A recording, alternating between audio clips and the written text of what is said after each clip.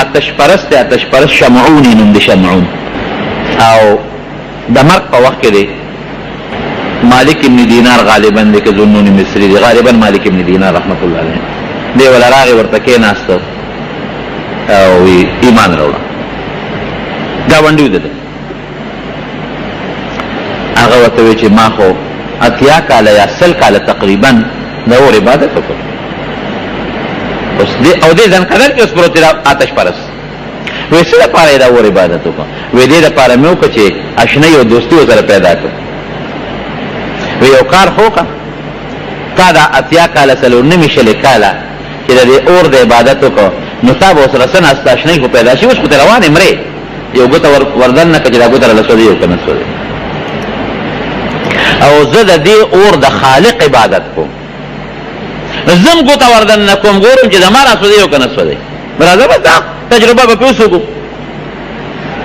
هغه بت پرست پوه شو. اوس الله چې چاته هدایت کوي حالانکه هغه آتش پرست یو انسان ګوره د شرک نه لویه ګناه د الله په نسبت بله نشته. د الله مقابله کې بل ته خدای ویل دا ډېره لویه ګناه ده. نو ده د شرک عبادت وکړو یا اتیا کاله او یا کاله یا څلور نوي شلې کاله خو ښځه سپینګیرتوب په هغه شکل کې بوډاوالي کې مري ځان قدم ترې زیرې بس مري. الله ورته هدایت کوي. پوه شو ویره یو کار دی. وی دا خبره مې ستا خوښه شوه خو که زه مسلمان شوم هسې نه د دې نه موزم او خو هم څه ونه ګټم. زه ګرنټي در کوم چې الله به جنت درکوي. دا بزرګ ورته وایي. نو میرے وخت کې پوره ذهن له نه راځي. غالبا یا مالک نیا یا ظنون مصری رحمت الله یو کس دی. وی ګرنټي راکوي وی یو وی څه ګرنټي راکوي؟ وی چې ته څه غواړې. خو دا سړي اوس الله ورته هدایت وکړو. ما خو تاسو ته وایي چې زړه ته یو خوا فرشته ناسته ده ملهم ورته ملهم او هغه فرشته چې د انسان زړه ته کومې نیکۍ راچوي القاء الخیر هغې ته الهام وایي. بل خوا شیطان ناصر هغه شیطان نوم وسواس دی او چې د زړه ته کوم هغه القاء الشر هغه ګندګۍ وروړي هغې ته وسوسه وایي. د شیطان نوم وسواس د فرشتې نوم ملهم دی چې څه غورځوي وسوسه او هغه فرشته چې څه غورځوي هغې ته الهام وایي. اوس فرشته لګیا د هغه الهام شروع دی. نو وی ته وی چې ته به څه ګرنټي راکړې؟ وی چې ته څه ضمانت غواړې؟ یو لیکل به راکړې راله؟ وی بلکل در کوم. ښه ولیکه ماله. ده وله ولیکل چې دی سړي د شمعون ایمان راوړه او دی مسلمان شو دله زه ضمانت ورکوم چې دی به جنت ته ځي. کاغذ یې وله ورکړه او هغه کلمې شهادت ووایي اشهد ان لا اله الا الله واشهد ان محمدا عبده ورسوله. هغه د آتش پرستی پرېښه ده مسلمان شو. چې مسلمان شو او بس لږ ساعت پس مړ شو.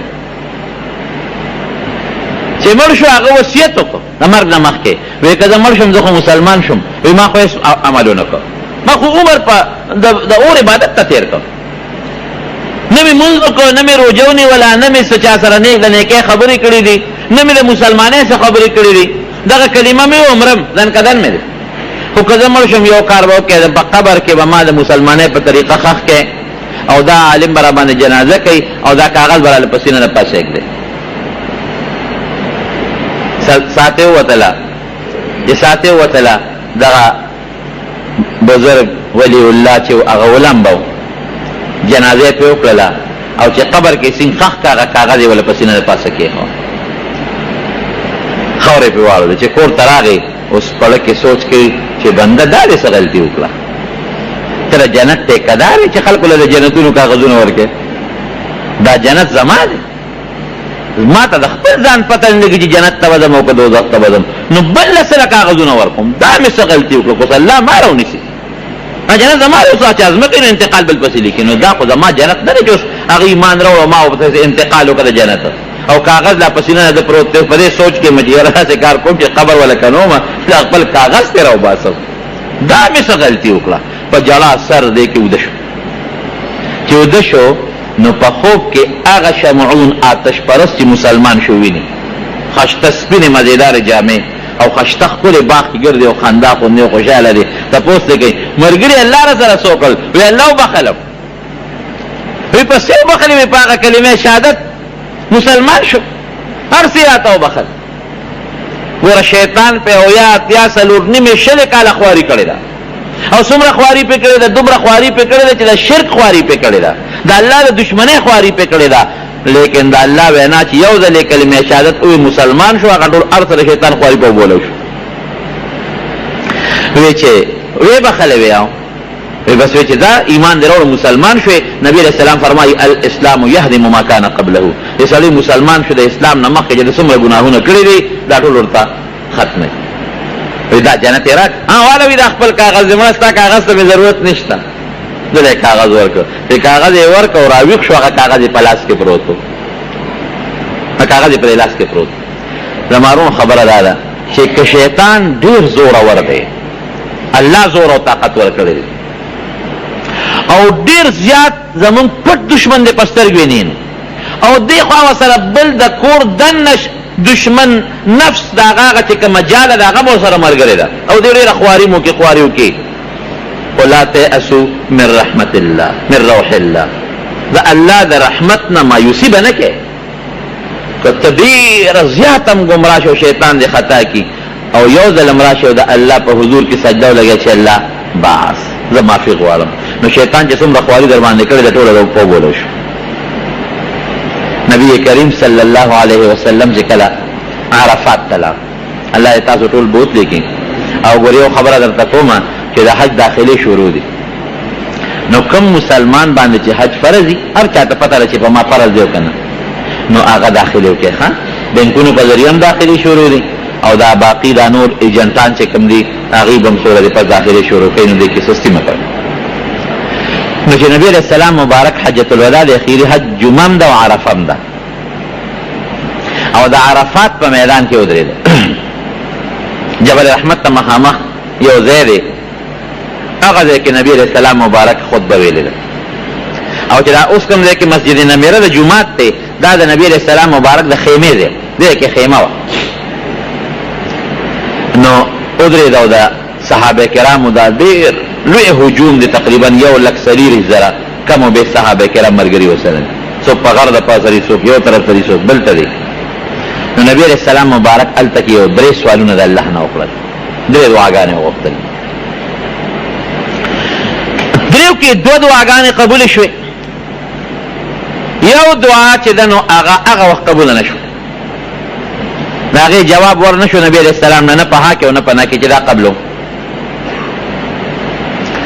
نو چې نبی علیہ السلام مبارک واپس راغی مزدلفه ته نو مزدلفه کې یو ځای دی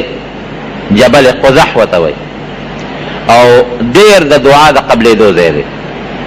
زموږ علما لیکي چې د اسمان لاندې د ځمکې د پاسه دا دعا د قبلېدو ر دغه ځای نه مبارک ځای بل نشته حتی چې د بیت الله د منځ نه هم هلته دعا ښه قبلېږي او بل هغه ځای کې دعا قبلېږي خو د هغې مخصوص وخت دی ګورئ دام نه چې ګنې هر ټیمه هغه همدغه د مزدلفې په ورځ باندې د سار د مانځه نه پس د نور ختو پورې ټیم نبی کریم صلی الله علیه وسلم هلته کې خیمه وه چې کوم ځای خیمه وه نو هلته اوس د مزدلفې جومات جوړ او دا جبل قزح هغې سره نږدې غر هلته نبی علیہ السلام مبارک هغه 3 دعا وغوښته نو چې هغه 3 دعا وغوښتله رب العالمین قبول کړه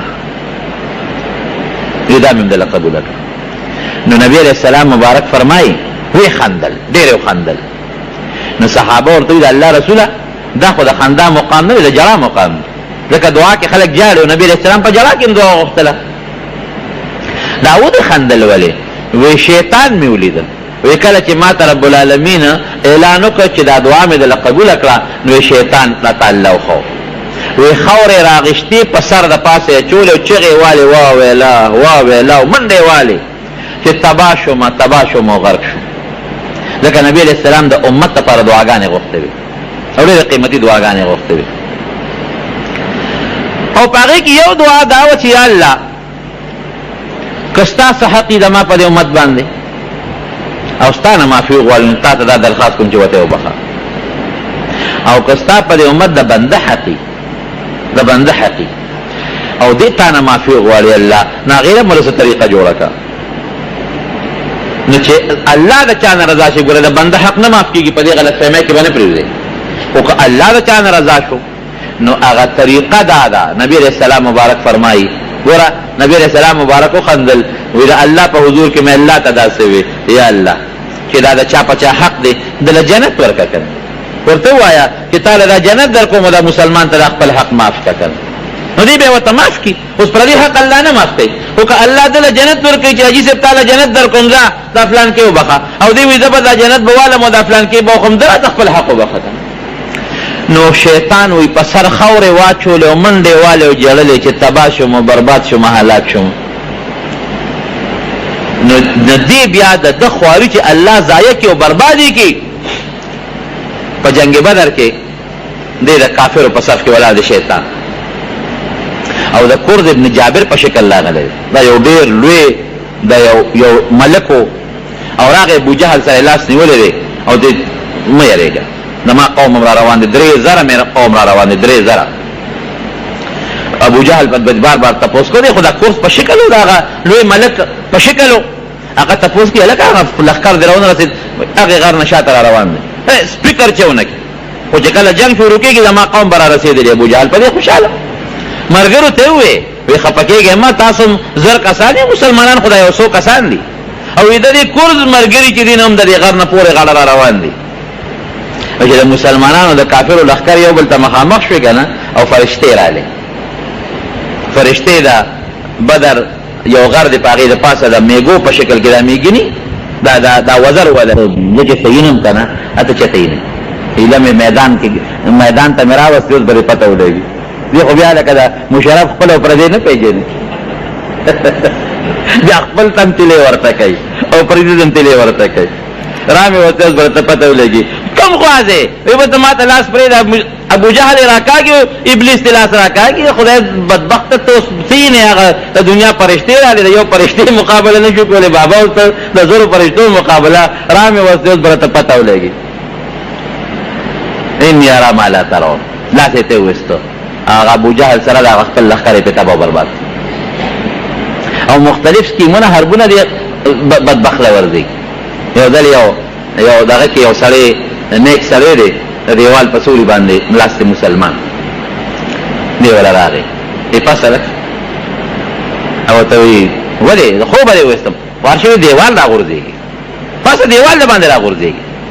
هغه زر پاسه جامع وسندل خو چا خو دیوال را پریوت چې را پریوت دغه سړی ورمنډ کړی او د شیطان دی خو انسان په شکل دی شیطان خدای را سره خو تاخذ له مرګ بچ کړم ته څوک او تا خو ما سره ډېره ښېګړه وکړه که دا دې زه د خوبه نه وي راویښ کړی او دا دیوال په ما را پرېوتی وې خو زه خو بیا دنیا کړی مړه به وې اوس خدای را سره خو وکړه وایي مړه دواګانې مه کوه سړیه وایي ته څوک یې ته خو ډېر ښه سړی ده وایي زه خو شیطان یم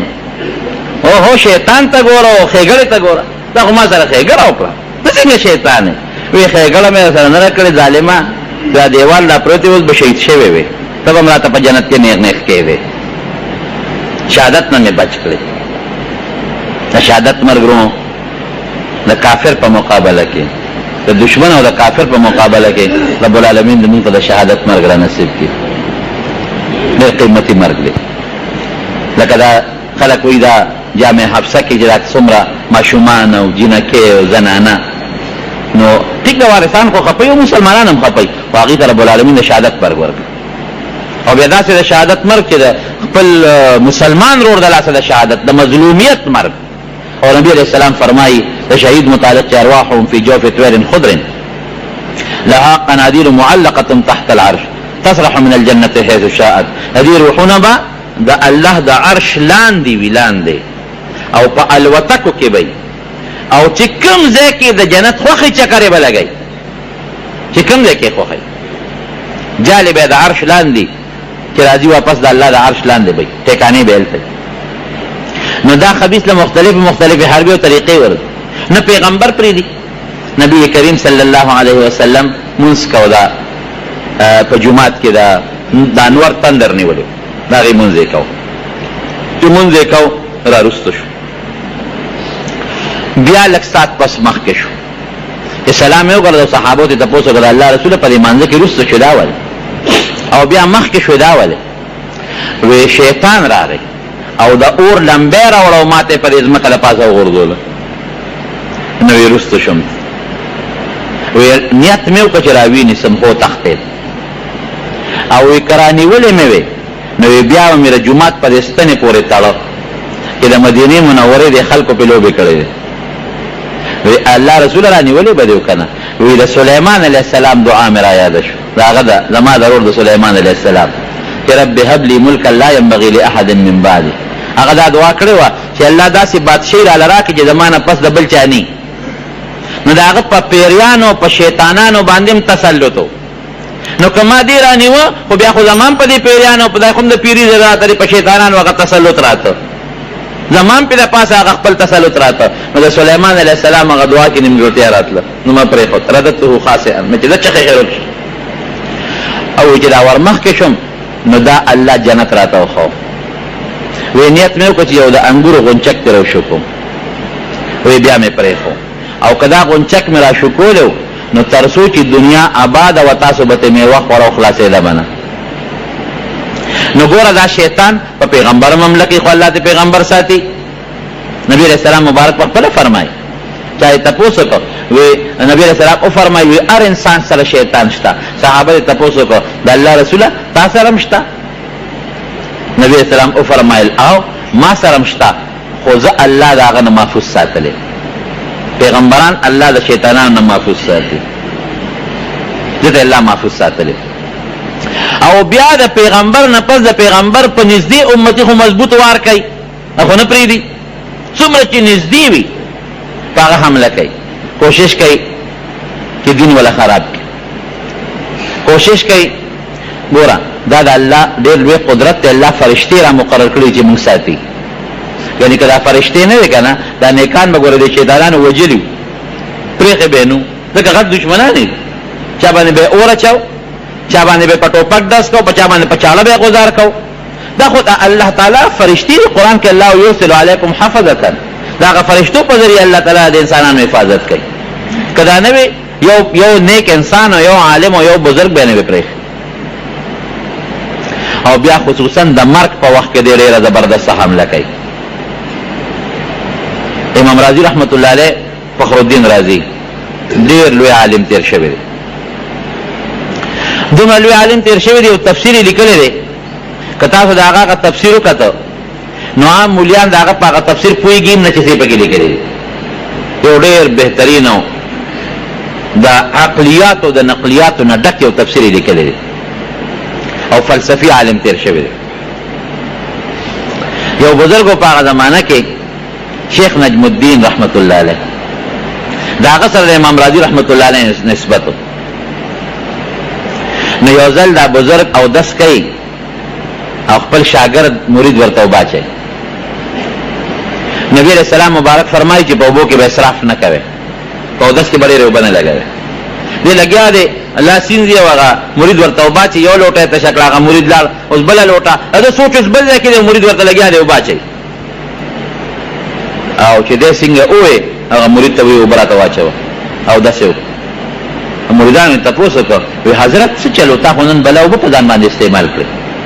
زیاته وب استعمالول خو ګناه ده اسراف دی او بیا دا د صوبه دي کوم خو وشته او دا ودی وسو وی ما ته الله امام رازی راخاره فخر الدین رازی د مرګ په حالت کې اوساته وته او هغه ته متوجه شو دی بزرګانو ته کشف کیږي کشف یو شی بظاهر کې تا ته نخ کاری غیته به الله خی وی ځان قدم کې پروت او شیطان سره مقابله وا ځان قدم په وخت کې ګوره دا خبيث مضبوطه حمله کوي شیطان ورته وایي چې وای کنه الله شتا دوته او څه دلیل دی یو دلیل ورته وایي شیطان ته مړه دا دلیل خو بیکاره دی هغه ولا باطل دی یو کتاب لیکلی امام فخر الدین رازی د الله تعالی په وجود سل دلیل لیکلی سل وی دا دلیل خو بیکاره دی امام فخر الدین رازی ورته وی خدا دویم دلیل چې هغه دویم دلیل ورته پیش کړی وی دا دیم بیکاره دی دام باطل دریم دلیل ورته پیش کړی دی او شیطان سره مناظره مقابله شروع دریم ورته وی دا دیم باطل اخیری او یو ته په توجه ما ته الله دا کوم نه خی دې دلر دې نه ویني وی اخیری سلام دلیل ته خبر اورسېدله وی ما وی چې سلام دلیل ولا برباد کې ولا تړي د ایمان نه تیری وی بس یو چونگو با می راواغشتی ورو می نسته او آواز می ولور که چه ورتوا چه بیدلیل خدای منم وی اللہ زما اغا چونگو با دا امام راضی سینه تا ورو رسوله او امام راضی ورته اوی چې ابلیس رمستل کوا دلائل پرېدا به دلیل الله موجود دی یو نه منم وی شیطان داغه د ځن خپل نو کې وسته او امام راضی سره د ایمان د دنیا نه لا د ځان قدر وخت کې امام راضی غوندي سړی ته خطر دی خدای څو خدایان یو ته خدای یو دی وی څه دلیل دی راځه چې خدای یو دی زمیدار کا ورته وی دلیل غواړي وی او وی خودره که دلیل دته وای یو درولا او هغه غوان او چوکانی هغه کوم مضبوطه چوکای کنه هغه خون نه جوړي کړه نه جوړي هغه سیخ پکې لا بیلی هغه چوکای راواغشتا او ورپسې ورغه وی تا خو چوکای راواغشتا ودې کنه دلیل دته خیمه دلیل دته خیمه شیطان دی او تخدید خدای به قباله دلیل مو وای به دلیل دا منم چې الله یو دی نو شیطان سره مقابله کیږي دنیا کې جستانه له غونډې پوهه غسر مقابله نشي کولای شیطان سره به مقابله وکړي انت الله وي مونږ ګوره چا پیدا کړیو الله پیدا کړی دا خپل شکل چا را کړی الله را کړی د امام شافعي رحمت الله علیه چاته پوښتنه وکړه وی الله په وجود د سره دلیل شته ویو وی څه دلیل وی ګوره د توت پانه ده چې له خوري نو پچته پیدا کیږي او د دې توت پانه د ریخم او چنجي خوري نو ریخم ته پیدا کیږي او د دې توت په پانه باندې چې کم هغه جوله پرته سلیخ پروتي د شاتو مچې په کینی داغه په خېټه کې د شات پیدا کیږي ګوره یو پانه ده او درې مختلف سيزونه خوري او داغي په خېټو ته رسیږي یو ځای کې د شات جوړيږي بل طرف ته د ریخم جوړيږي او د چيله خېټه د جوړېږي نو پچې دي جوړيږي امام ابو حنیفه رحمت الله علیه زموږ د دین لوی امام دی داغه په زمانه کې یو دهری او خدای نه منه نو یو ځای کې وسره مناظره مقابله جوړ کړه د بادشاہ په دربار کې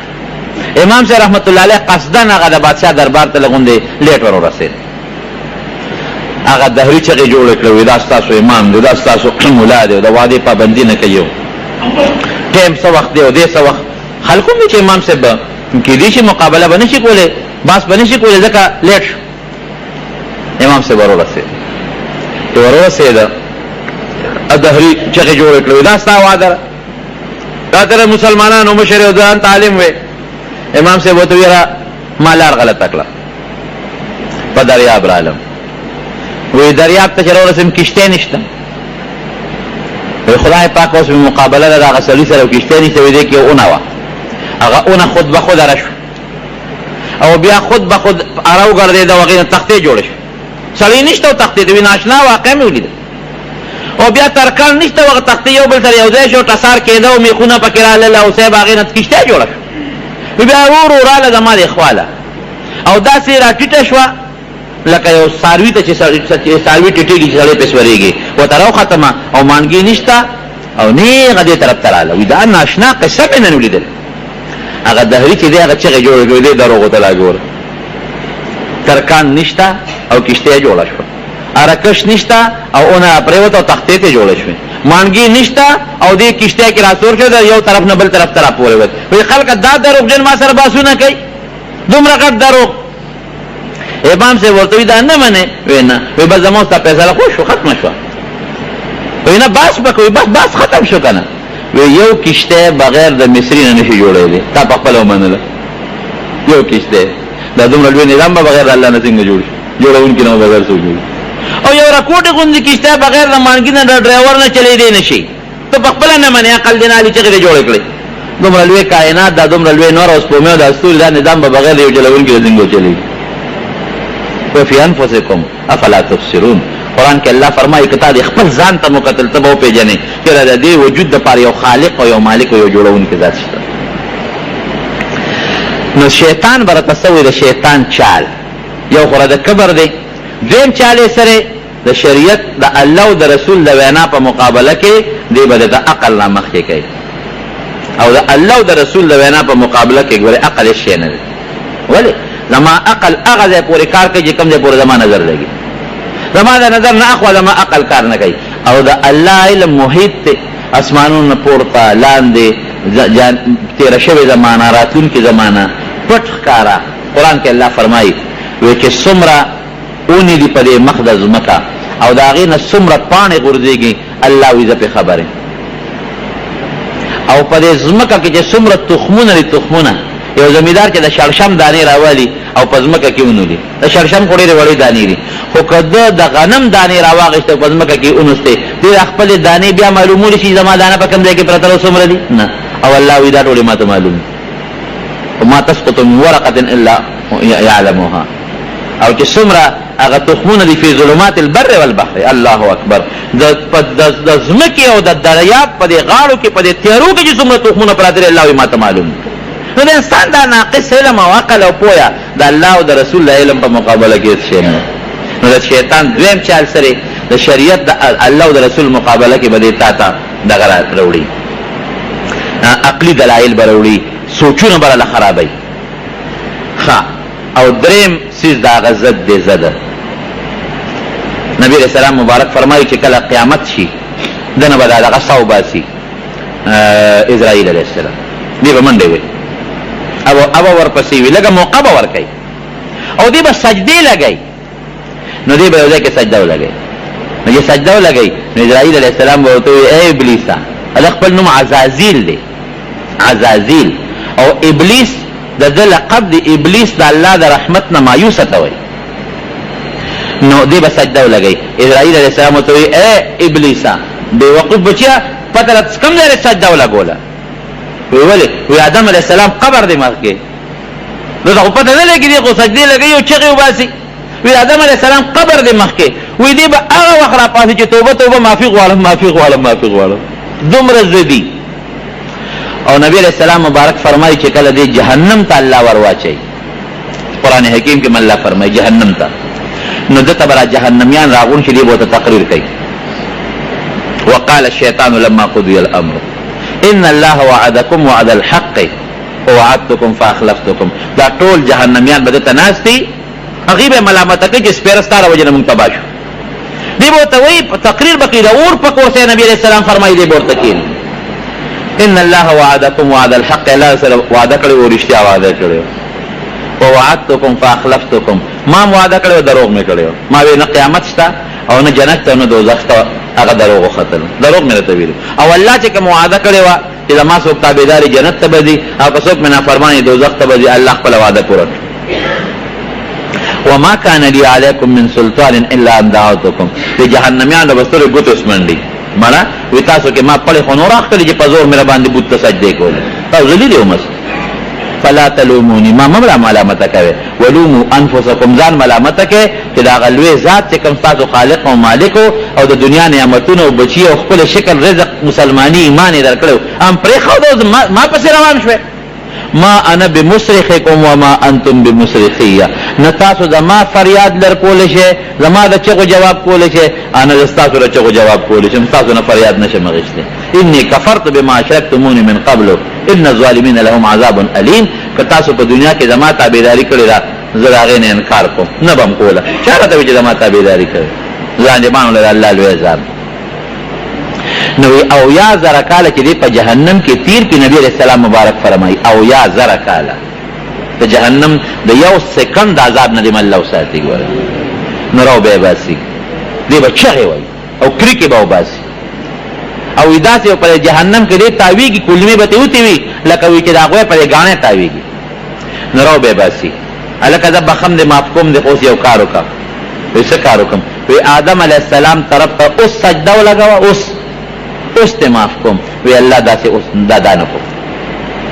دا نه کوم مولوي صاحب زموږ خدای پاک ووښي هغه تقریر کې دا ټکې ووایي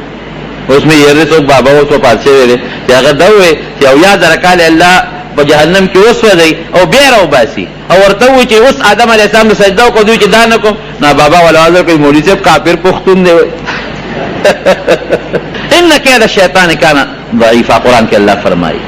چې شیطان سکیمونه سازشونه دا ډېر کمزوري دي خبر نه ځان ساته نبی علیہ السلام فرمایي که د یو انسان په دماغو کې د اوري د دانې عمره کبر وي، د اوري د دانې عمره کبر، نو د جنت خوشبویي په حرامه ده. هله به جنت ته ځي چې دا کبر ته وځي، حالانکه د جنت خوشبویي د 500 کالو په مزل محسوسېږي. دا د شیطان صفت دی. او د شریعت مقابله کې عقل استعمالول او ضد کول. او الله فرمایي وی د صفاتونو نه ځان ساتئ، د تابعدارۍ نه ځان ساتئ. او عجیبه دلیل الله وایي، قسم دې خو چې کله قرآن حکیم کې دا ټکې راشي نو داسې خفه غوندې شم. الله فرمایي وی دا څوک دی لکه یو سړی چې هله پیغور ورکوي که نه مړه ته ده سره ګرځي، ستا پلار یې کنځلی دی، ستا مور پلار ته کنځل کوي. الله وی دا هغه کس دی اخرج ابویکم من الجنة، وی ستا مور او پلار یې جنت ته رسېدلي، نو مور او پلار باندې غیرت ولې نه کوي؟ آدم او حوا علیهم السلام دی د جنت نه راوستي دي، نو ستا مور او پلار یې د جنت نه رسېدلي، نو چې سړی په مور او پلار غیرت ونه کوي. یو او دویم څه شی دی؟ دویم دا چې ستا د مور او پلار نه جامې لرې کړي دي، بربند کړي دي ستا مور او پلار، جنت نه رسېدلي او بیا بربند کړي دي، جامې یې تیستي لیریهما سوآتهما، جامې دي. نو چې مور او پلار یې درته دومره بېعزته کړي دي چې د هغې نه جامې وویستې، د جنت نه یې دله راوویستل، نو ته داسې سړي سره ملګرتیا کې د دې انسان تابعداري کې، دا غیرت پکار دی، حیا پکار ده چې داسې انسان د سړي تابعداري وکړي. نورونو خدای خطرناک دشمن خو دی، قسم دې خو کله کله وایم که دې خدای مونږ ته چې تا وښو داسې چل به ورسره کوو. ډېر خطرناک دشمن دی، داسې دشمن دی چې پټ دی، ښکاره دشمن سره خوار څه کولی شي، او پټ دشمن سره زړې څه کولی چې په سترګو نه ښکاري، پټ دشمن دی. او بیا جال د انسان د زړه په خوا کې د نفس اماره بالسوء د هغې په شکل کې جاله پرته ده. په دې کې نبي علیه السلام فرمایي ان الشیطان یجري من الانسان مجرى الدم، وی د انسان په رګونو کې دا شیطان داسې ګرځي لکه وینه چې ګرځي. او دومره طاقت ول رب العالمین ورکړی دی، وی که دې په ځمکه کې وي او یو انسان په اووم اسمان کې وي، د ځمکې نه د هغې انسان په ړه کې وسوسه اچولی شي، داسې مضبوطه وسوسه دل الله ورکړې ده. نو ته به وایې چې د دې بلا نه په څه خلاصېږي، دا ډېر خطرناک دی، ده نه په څه خلاصېږي، په سترګو نه ښکاري، وسوسه اووم اسمان ته رسولی شي. نفس اماره بالسوء جاله زما زړه سره پرته ده، زما په رګونو کې ګرځي، نو یو دم یې الله ښولی دی، هغه د الله ذکر دی. ذکر چې کله هم د الله ذکر کېږي په دې زړه کې به الله الله یا لا اله الا الله، دې به تښتي. د ده یو صفت خناس دی، خناس تښتېدونکي رستو کېدونکي ته وایي. نو که ته وایې زه د شیطان نه بچ شم، د الله ذکر کوه دې به رانه تښتي. او حدیث پاک کې راځي چې څوک بانګ وایي، بانګ هم د الله ذکر دی که نه، نو چې بانګ شروع شي دې تښتي دا شیطان او ټیزونه اچوي ټیزونه، او هغې پورې منډې وایي چې دې دا بانګ اواز نه اوري، نو بیا راشي چې بانګ ختم شي، نو چې بیا اقامت شروع شي، اقامت بیا د الله ذکر دی، نو بیا تښتي منډې وایي، نو چې اقامت ختم شي نو بیا راشي د انسان زړه ته کښېني، نو دا انسان هله پرېږدي چې دې سلام وګرځوي او پته ورته نه لګي چې ما 2 رکعاته وکړل او که 4 مې وکړل، هغه زور د انسان نه وباسي. نورونو دا 3 صفتونه د شیطان دي، الله دې موږ د 3 صفتونو نه ساتي. او ورسره د الله ذکر کوئ، ذکر د الله چې ذکر څومره زیات کوئ هغه مربه د شیطان نه محفوظ یې، بس شیطان نه خلاصېږي د الله په ذکر. د خوله خوځوئ د الله ذکر، دا غیبتونه او دا یې کنځلې، یو بل پسې سپکه ویل، دا ټول د شیطان صفتونه دي، د دې نه به ځان ساتو. او اخیر یو ټکی وایم، یو شیطان دی هغې ته قرین وایي، هغه چې دی څنګه دا شیطان هګۍ چی ګورې، کوم مخلوق چې د هګونه پیدا کېږي هغه د شمېر نه زیات دي، لکه ماشي شو، مچان شو، یا دا نور د هغې شمېر څوک نه شي کولی. نو یو انسان پسې هغه نور شیطانان خو وي، خو یو دی چې هغه څنګه دی پیدا شو نو یو ورپسې ولګوي، وایي ته به له ده نه جدا کېږي، تر مرګه پورې به ته د سره یې. نو چې دی کله جهنم ته دا سړی ګمراه شي که نه،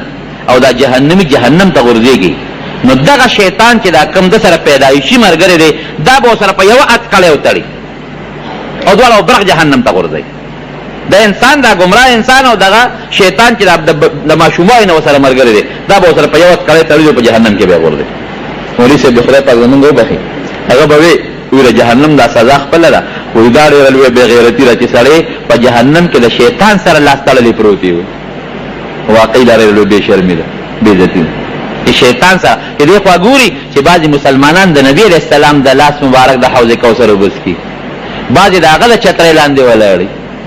بعضې هغې سره یو ځای جنت ته روان دي، او بعضې د شیطان سره لاس تړلې جهنم کې پراتی. دا ډېر لوی بې شرمي ده، الله دې محفوظ وساتي. که دا شیطان نه وي نو بیا خو د انسان د امتحان وړو څه مقصد نشته. د هغې خو داسې مثال دی لکه یو د سکول استاد اعلان وکړي چې ټول هلکان به پاس شي، نو چې دا اعلان څوک وکړي نو بیا د چا د امتحان څه ضرورت دی، او بیا د هغه کتاب د کتلو او د هغه مطالعه او د هغه علم څه فایده شوه.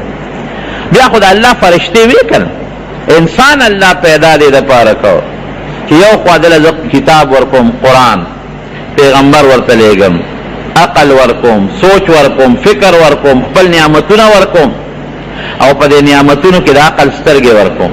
او بل طرف ته ولا شیطان ورکوم. او د شیطان سره یو بل دشمن دی چې هغې ته نفس وایي، نفس اماره بالسوء.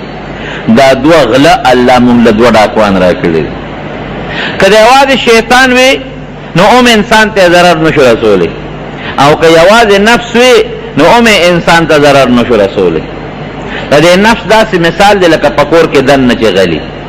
او د شیطان داسې مثال دی لکه د کور نه بار چې ډاکو وي. نو که د کور نه بار ډاکو وي او په کور کې ورسره ملګري نه دی غلا نشي کولی، او که په کور کې دننه یو سړی غلا کوي خو د بار ملګري ورسره نه، د مال دولت به کوم ځای سنبالي کې دی غلا کوي. د کور دا دشمن د بار دی دشمن ته لاره ښیي، په دې لاره به بېګا لاره وړي، په پلانکي المارۍ کې پیسې پرتې دي، دا کور مالدار دی او دا غریب دی، او د بار ډاکو راشي غلا وکړي ځان سره مال یوسي. دغه رنګې دا شیطان د بار ډاکو دی، او دا نفس او د انسان دا خواهش دا د کور دننه ډاکو دی. دواړه چې یو ځای شي د انسان نه ایمان غلا کړي، د چا نه ایمان یوسي. الله دې مساتي. او بیا هر ماسخوتن دا واړه شیطانان دي هغه خپل مشر شیطان ته الوی اته تپوس کوي، وی دې ته تپوس کوي ته خو ما فلانکي پسې لېږلی وې څه دې وکړل؟ وی صاحب ما خو په ډېره خواري وکړه، خو هغه ډېر تکړه و، مونځ مې پې پرې نه ښودی شو. وی ښه قضا کړې خو به دې پې وي نه صاحب، وی سړی ډېر تکړه و، په خپل وخت یې وکړه، ما خو د ډېر سوچونه ور واچول خو په خپل ټیم یې وکړه. وی هلکې خو به دې ورته وسوسه اچولي، د مونځ نه خو به دې وله فکر بل خوا کړي که نه، لکه مونځ سړی کوي خو سوچ یې بل ځای وي. وی ډېر تکړه و، دې کې هم کامیاب نه شوم. نو دا مشر ابلیس دی نورو بچو ته وایي چې دې ونیسئ او په دریاب کې ولې یو څو غوټې ورکړې. دې خو د اور د ذاته دی، د ده د اوبو ګورې نه لګي، په دې دریاب کې یو څو غوټې وله ورکړې. ته ما ولېږلې تا ډو څه کار ونه کړ؟ وی بل وله راشي، ښه ته خو مې لېږلې وې فلان کې پسې څه دې وکړل؟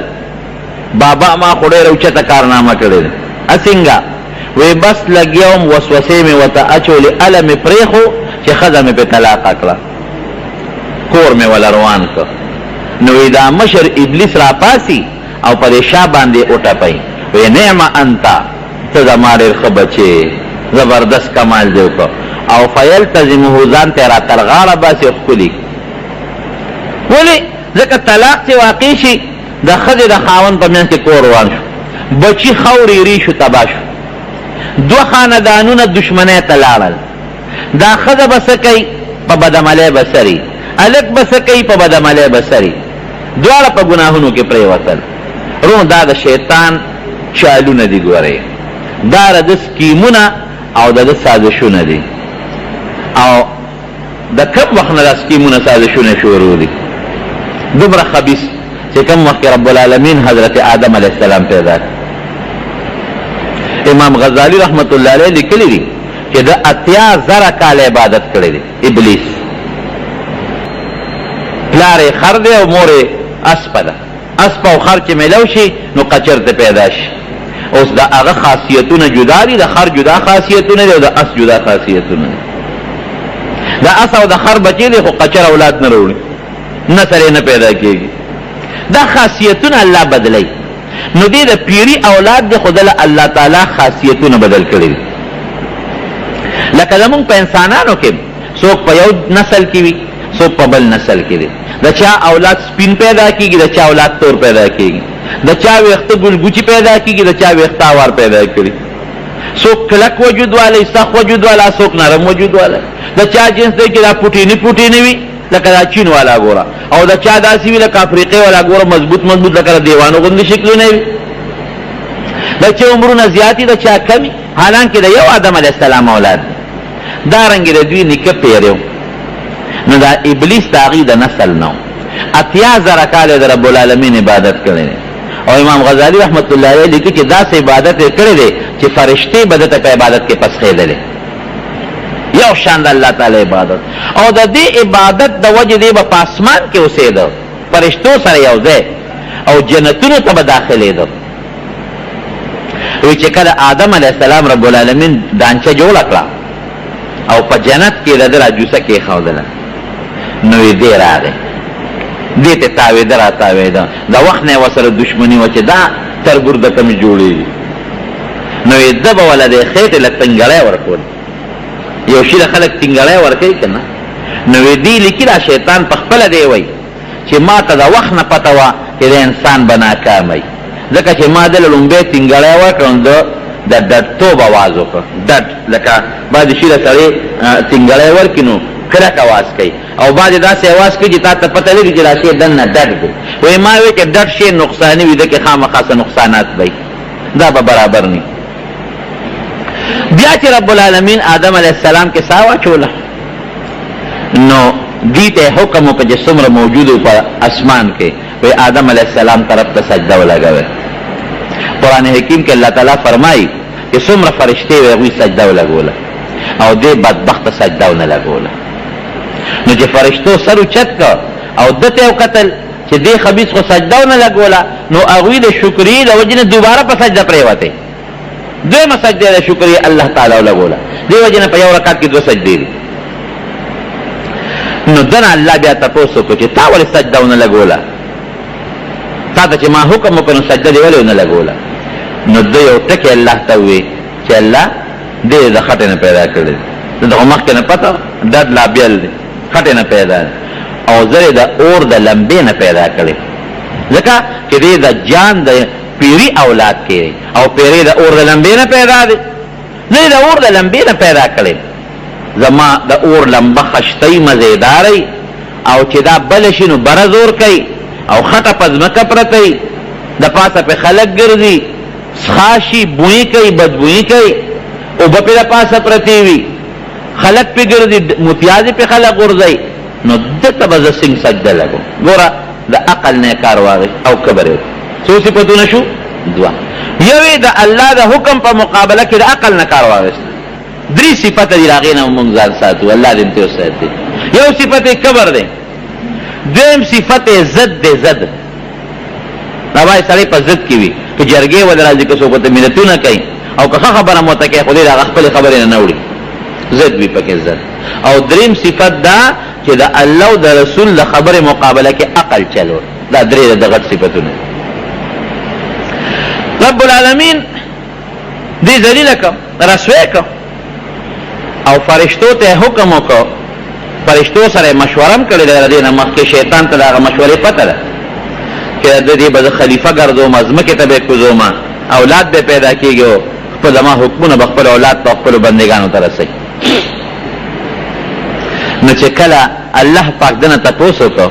نو دې الله ته ور مخامخ شو ګوره د دې قبر ته لویه ته ګورم وایي تا خو زه ذلیله کړم او رسوا دې کړم خو زما د ستا په ذات قسم الله ته قسم خوري چې دا ما ته خو الله ویلو چې دې به ځمکې ته لېږم خلیفه کوم به ته پته وه چې داسې به کېږي او دې نه مخکې پیریان هم په مخ د ځمکه اوسېدلي دي د هغه پیریانو د جنس نم دی وایي د دا اولاد به ما نه یوم جنت ته نه ځي ستا د رضا کار به نه کوي او د هر طرف نه به زه د ده په د اولاد او په د حمله کوم د ښي طرف نه به حمله کوم د ګس طرف نه به حمله کوم د شا نه به حمله کوم د مخې نه به حمله کوم د بره نه مطلب دا چې دې به زه پرېږدم نه هر طرف نه په ده راځم او زه به حمله کوم خو دې به زه ستا تابعدارۍ ته نه پرېږدم دې به زه ګمراه کوم نو 2 خبرې شوې یو خو د آدم علیه السلام سره دشمني ده چې د ده د وجې د ما د 80,000 کاله عبادت ته وبولو شو او یو یې ګورې الله سره دشمني ده چې تا به نه خوشحالوم ځکه د انسان په تابعدارۍ خو الله خوشحالېږي دا ګوره ډېره خطرناکه خبره ده رب العالمین ورته 15 قسمونه وخوړل چې تا هم قسم وخوړه خو زه هم درته 15 قسمونه خورم زما دې په خپل ذات په خپل جلال په خپل عظمت په خپل لویۍ او په خپلو صفتونو قسم چې کته ډیرم گمراه کې او ډیرم خطا کې او ټول عمر زمانه لري وساته خو کدی یو ظلم ما تر دې ټول ګناهونو نه توبه وباسي ستاد ټول خواري په پوبولو کوم ځان ته ورانه دي. یو سړی خو سره جګړه وکړه منډه وای بار تلار شي خیال درا سعودي ولې را منډه یو سپیرا پسیو اسپینی هغه سپی وی سپیرا پسیو هغه سپی خو یاد کا سپی ولې یاد نو ته بیا دې منډم نشي والے کور مخه درې بیا نیر بیل د کاغې ته ولا لکړي نو خدای سره جګړه وکړه چې جګړه وکړه دی وخت کې میل مراغی میلمه بیٹه کې کینو کور ته ورغی میلمه دا وی خپل کار کو میلمه مې دې ډوډۍ ولا پخه کوي نه پخوم ولا ته میلمه تعلیم نه پخوم ما سره جګړه وکړه دوست دار پخاوه ولا نو چې خدای روانه شي دا اسپنی دا چې کله اړي شروع کی نو ته مخ کې بوزي رستو سي تاسو دا کنه دا ته مخ کې بوزي دی ریورس گیر لګولي نیک بخت هم مخ کې رستو شو شانت نه دي کنه نو زه کوړه نه غا کنه نه دا خدای چې روانه شي هغه ټټک اسپته خدا بیا نه پخوم دلا خدای مل مې کو رسواکه مې ول وي بس ول نه پخوم دلا نه پخوم دلا بس دیم غریب چې اوس په خدای سکم لال گاونډي کرا ا دې گاونډي کور ته ورغلته आवाज وکړ یاره کور والا بیماران دي طبیعت ټیک نه دی سبا کې اوس نو دا وته ویل شي چې نه په خیراله مون خلکم چې بار د کور روزو کنه نو بریتم ډنډا او چې کور ته نه نوځو نو بیا بریت لاندې ګور بارم بریت دولیش دی دوا او درې لېشته چې کور ته نه نوځو کنه بس بیا سرخ کته خیر چې حالت ورغی کور ولا نه جوړه دا میلمه مې دیو ډوړې ولا برابر نه وی ښه اب گاونډه خوا بس هغه ډوړې برابر شروع کړ چې ډوړې برابر شروع کړل نو دته لیک وروټه کېده چې وروټه کېده وردنه وته خذوته وې دغه دن نشه نه بس مې پخوا بس ما بلې گاونډه ته وې ډوړې بم پخ کېو انتظام به مو کې ما پخ نه خبره وره دې خوښو دا خذوته کته شو ټیټه شو ما فی غوړم ما وبخ ما او پشکره کې چي او چې نور د پخلی کم سامان دی ارالی او پشکره کې چي خدای بابا سوکته مې دا سکه زموږ د کور نه زموږ په مخ کې بابا غلا کې بډا سپینګریه او سامان وړي وینا کنه نه دا خود دې ملما حق او تاسو په دې کور کې نو هغه حق ته ملما نه ورکه نه بل گاونډه کرا دولمه چې هغه ولا پوخ کی دا د ملما حق او ستا په دې کور کې خو چې ته نه پخې دا اوس الته یو سما غیله ورکم ملما حق دې ته خولې شي نه غوي خولې شي ما وینا نه کېده ما توبه دی ولا پخوم بابا جی غیب شو شي کې خو دا الله فرشتہ دا هر چا د پاره چې کوم رزق مقرر دی اق دی بس نبی کریم صلی الله علیه وسلم فرمای چې کله ماشوم د مور په ګیړه کې جوړ شي نو فرشتہ الله نه تپوس کوي د مور په ګیړه کې پروت دی الله مل اجل دی به کله مري دنیا ته راغلی نه دی کله به تیزي دې کله سکے دنیا ته لا تشریف نه دی راوړی امیر المؤمنین لا خېټه کې پروت دی امیر المؤمنین کوم ته پروت دی خېټه کې امیر البطن د حضرت خېټه بچي لا په خېټه کې دن پروت دی او التوی دی به کله زیته مل اجل مر رزق سونه ډوډۍ بخوري سونه برود بخوري سبا کوي دی وسنګ ګرځي کم ځای بګرځي او دا با نیک عمل کوي الله اکبد بکي شقي و سعيد دا ارس یكتب دا اولی کلی شي فی بطن امه دا مور خېټه کې بلا غاړه کې وتور واچي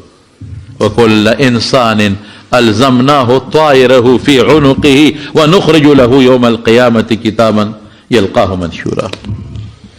نو ته د مور ګیره کې پروته لا دی دنیا ته تشریف نه دی راوړی کاکا جی مور ګیره کې پروت ولا دنیا ته تشریف نه دی راوړی امیر المؤمنین دنیا کې مولا صاحب نه راغله امی صاحب نه راغله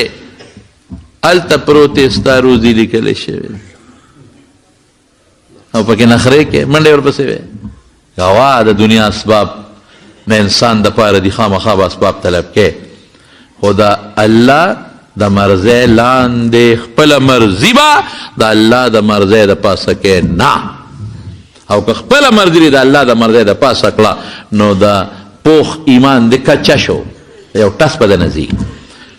د رسول الله مبارک د خوږ ایمان او د ښکلي ایمان د دایرې نه د قدم بار وایسته.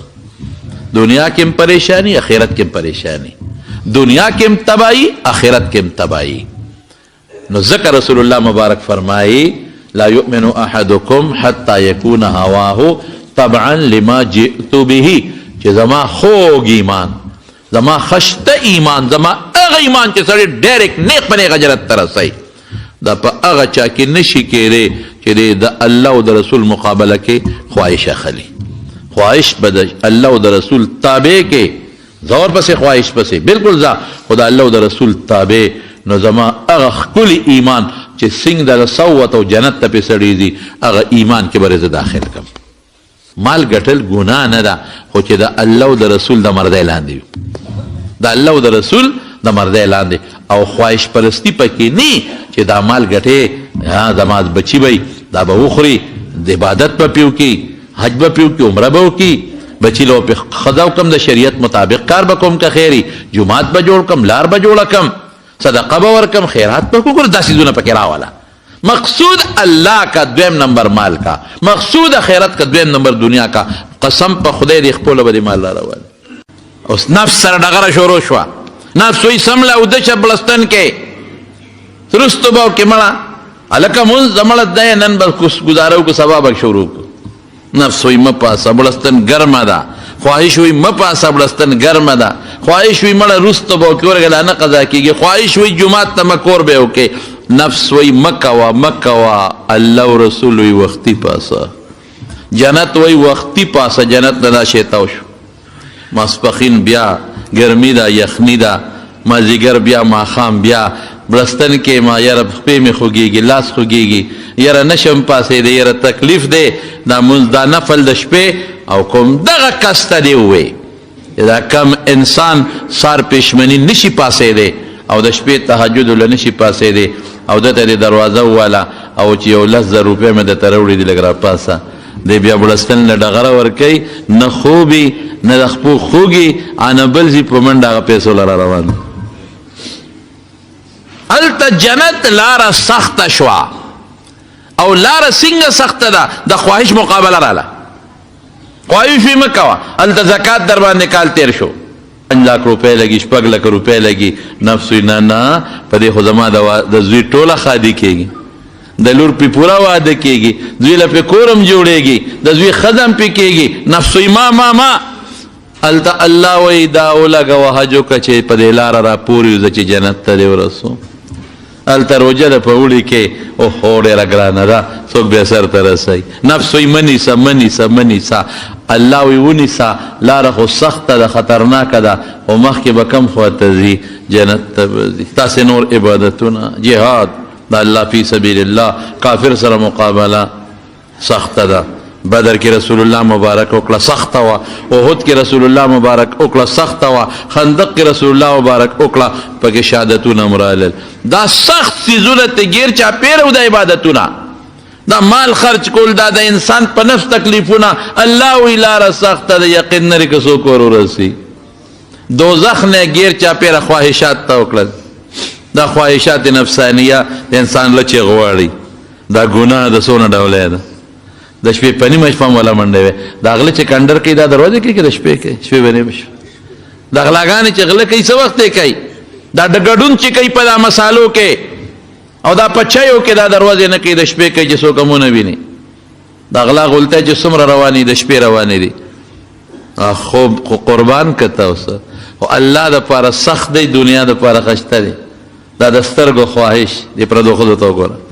دا د سترګو خواهش د پردو جنکو ته وګوره، دا د سترګو خواهش د فلمونو ته پې وګوره، د بربنډتوب ته پې وګوره، دا د غوښ خواهش سندرې واوره، په موبایل ګانا ولګوه ګانا، مونځ به م کېږي دلته کې، رنګ به م راشي، په جومات کې به ډنګار شروع شي. خوند دی که نه؟ غوږ له خوند ورکوي، په ژبه غیبت دروغ خوند ورکوي سړي له، پړه کې د ګناه سوچونه خوند ورکوي سړي له،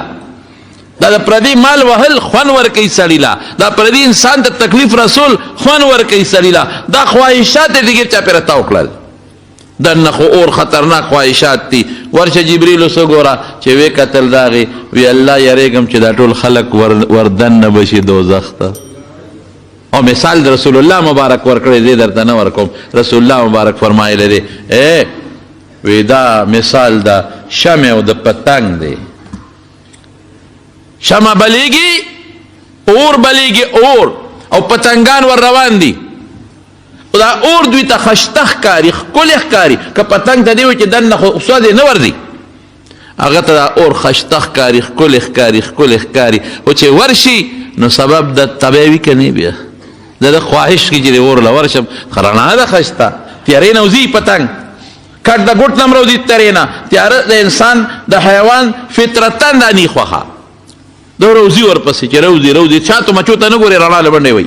پیټیر مور په شاتو نه مرو شاتم پرېږدي هغې له منډه وي رڼا له چې ورشي نو دننه بیا دا رڼا په څه باندې بدلېږي بیا په اور پتنګ وزرې وسوځي لاندې پرېوځي خلک یې خپې کېدي او مړ شي. رسول الله مبارک فرمایي الله قربان شم ته وی تاسو ته دا دوزخ نه خواهشات داسې تودي لکه پتنګ ته چې هغه اور خشته ښکاري انا زه تاسو نیسم کلک مو نیسم د دې بړې نه م رانیسم د بړې نه پهلوان چې د بړې نه ونیسي زور کوي بیا شلېږي پرتو غورځېږي بړې نه م نیسمه چې مه ورځئ ګورې تاسو ته شی خشته ښکاري خو طبعي ده وایي ما نه خلاصوی ځان او هغه اور ته ځان غورځوی. الله یریږم چې جنت ته به څوک هم دننه نشي ګیر چاپېره سختۍ دي او الله یریږم چې دا ټول به په دوزخ کې ور وغورځېږي ولې ګیر چاپېره خواهشات د هغې پسې وځي او چې ورشي بیا اور ته به خویږي او نیغ به ور رواني. دا دوو څیزونو مقابله شوست د چا وایو د جنت او د دوزخ. جنت نه ګیر چاپېره سختۍ دي دوزخ نه ګیر چاپېره خوشحالۍ ازادۍ او خواهشات نفسانیه دي. نو د چا مقابله شوست د الله او د رسول سختۍ چې درته راولي او د خواهش. مونږ خواهش پرستي په مخ اخیستی یو د خواهش پرستۍ د لاسه کور کې جګړې د خواهش پرستۍ د لاسه نن دنیا په جیلونو کې پرته ده. دا غټ غټ خلک چې دا نه به رانیسي اوس دا لوی خلک چې دا نه بوتل اچوي او جیل کې نن پراته چغې وباسي ولې وباسي خواهش پرستي ده. د خواهش په پیسو ته ضرورت پیسې خو به غریبانانو ته ضرورتي ډوډۍ ته محتاج دي چایو ته محتاج دي دارو درملو ته محتاج دي دا چې کوم د کروڑونو مالکان دي پیسو ته څه ضرورت دی دا ټول خواهشاتو منډه ده. خواهشاتو زغل وزیر صاحب ستا پیسو ته ساجت ډېره دې ګټلې ده. صدر صاحب ستا پیسو ته ساجت ډېره دې ګټلې ده. وزیر اعظم صاحب ستا پیسو ته ساجت ډېره دې ګټلې ده خو چې دا بیا مور پسې نښتي د چا پرستی شوای او خواهش پرستی. دنیا کې هم ذلت آخرت کې هم ذلت. دنیا هم خواره خسرت دنیا والآخره آخرت هم خواره. موږ ته مثالونه مخکې موجود دي د رسول الله مبارک هر یو صفت په یو صحابي تقسیم د ټولو صحابو کې فی الجمله صفتونه پراتو خو یو په یو کس کې زبردست پروت دی. د رسول الله مبارک بهادری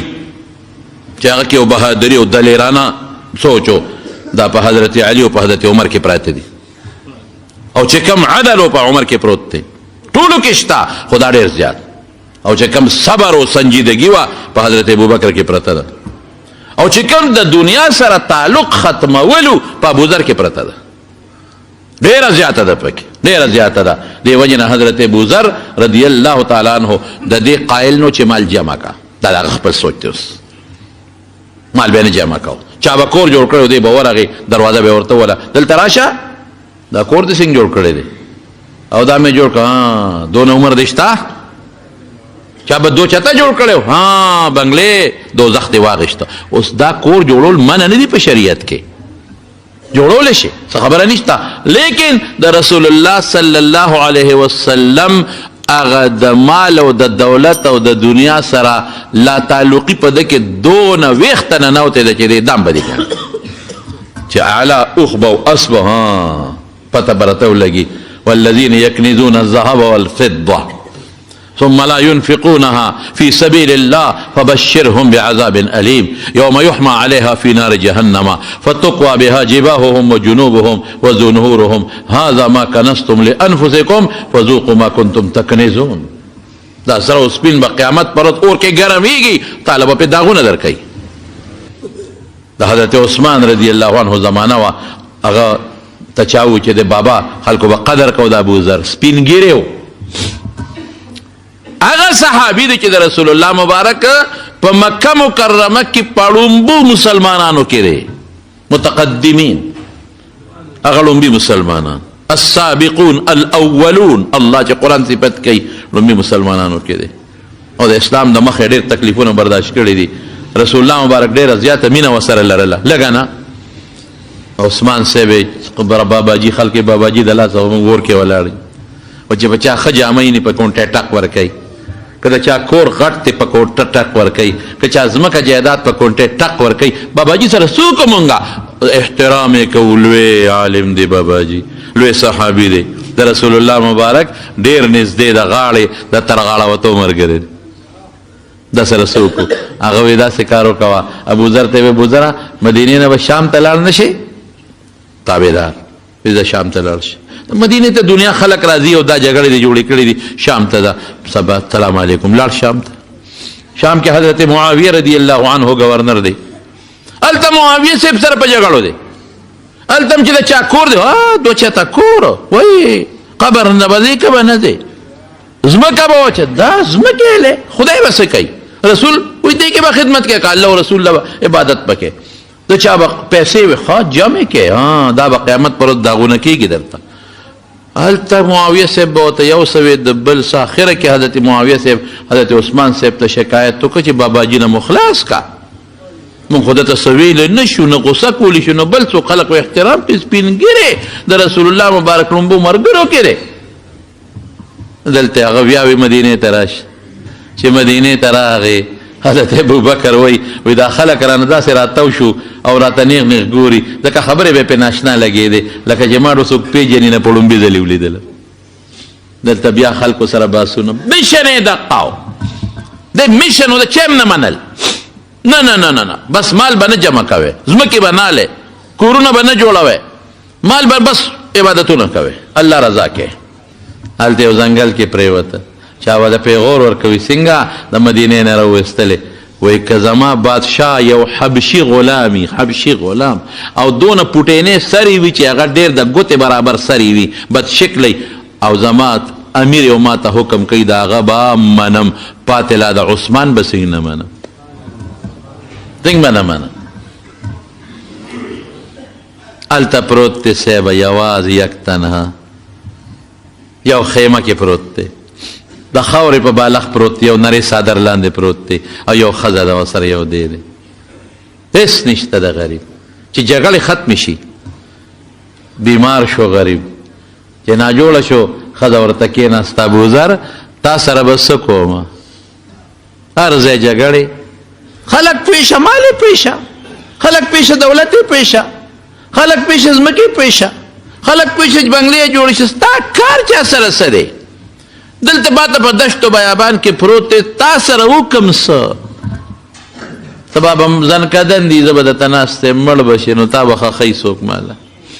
زه به دې په اوږه نه شم ګرځولی، زه خو ځان له ښځه یم، زه به در سره څه کومه؟ ستا جنازې سره به څه کوم؟ ستا غسل سره به څه کوم؟ ستا قبر سره به څه کومه؟ ته په څه جنجال دې ځان اړولی دی؟ حضرت ابوذر ښځې ته وایي ښځې فکر مه کوه، الله به مدد کوي. د خواهش مقابله چې کې که نه، سخته مقابله، دومره مقابله چا نه ده کړې د خواهشاتو څومره چې حضرت ابوذر کړې ده، او د حد درجې انتها ته پکې رسېدلی دی. داسې مقابله یې وکړه. حضرت عثمان څومره مالدار و رضی الله عنه، د حضور پاک ته پته وه، لیکن دې پکې یو انتها ته ورسېد. دونه مقابله، الله مدد. وایي داسې کار وکړه ښځې فکر ونه کړي، الله به مدد کوي.